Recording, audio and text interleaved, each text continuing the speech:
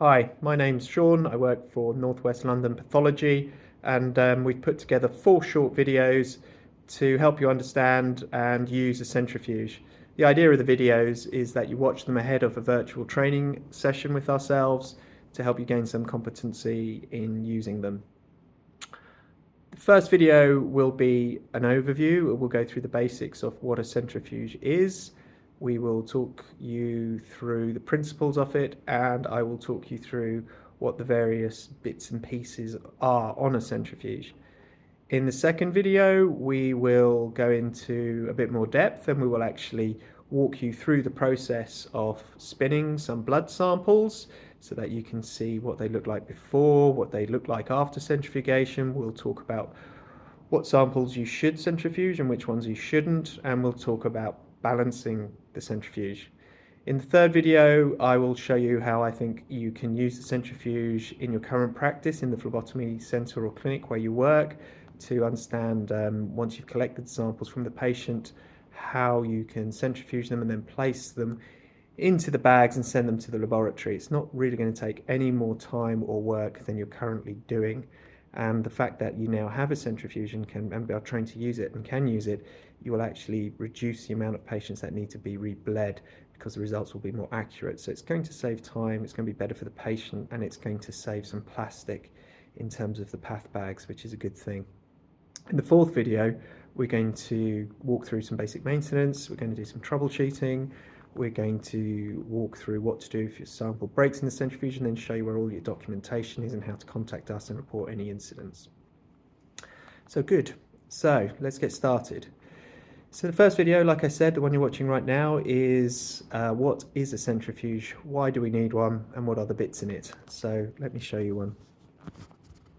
Hopefully, using my phone, I can give you a good view of it, but this is a benchtop Hitachi Universal 320, and it's a common benchtop centrifuge that is used for centrifuging up to 25 blood samples at a time, and is commonly deployed in a clinic or phlebotomy centre to stabilise serum samples.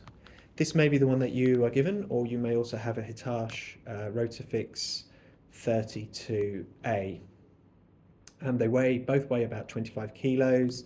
They're about 35 centimeters wide.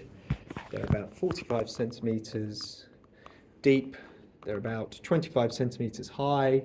And with the lid open, I think they come to about 70 centimeters high. You need a good work bench to place the centrifuge on. It needs to be able to hold a weight, and there will be a bit of vibration during operation, so they have rubber feet, but again the work surface needs to be quite stable. You need a nice little work area beside it for your adapters and your balance tubes. You need a readily available power supply because you will be using electricity to drive the motor, and the centrifuge will have an on-off switch at the back. Okay, so let's take a look inside. We have a seal that separates the drum from the lid.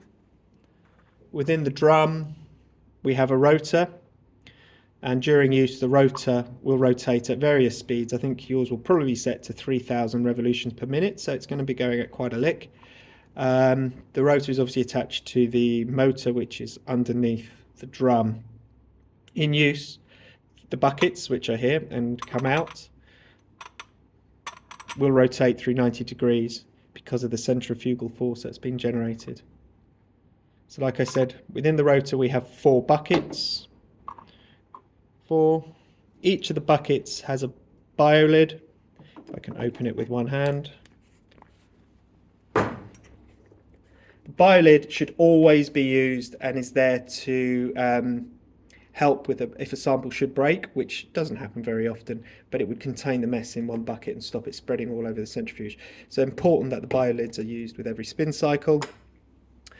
Within the buckets you have sample adapters. Sample adapters normally have 5 positions, and as you can see, you can place your blood samples. These are just dummy tubes, we're not using real blood today. You can place up to 5 samples per sample adapter.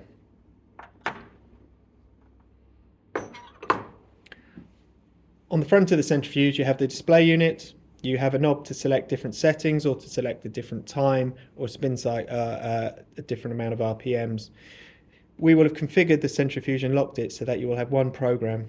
So it will be set here with either a certain RCF, which is relative centrifugal force, or more likely your display will show RPM, which is revolutions per minute, which will be set to 3000, and the amount of time that centrifuge cycle will last for.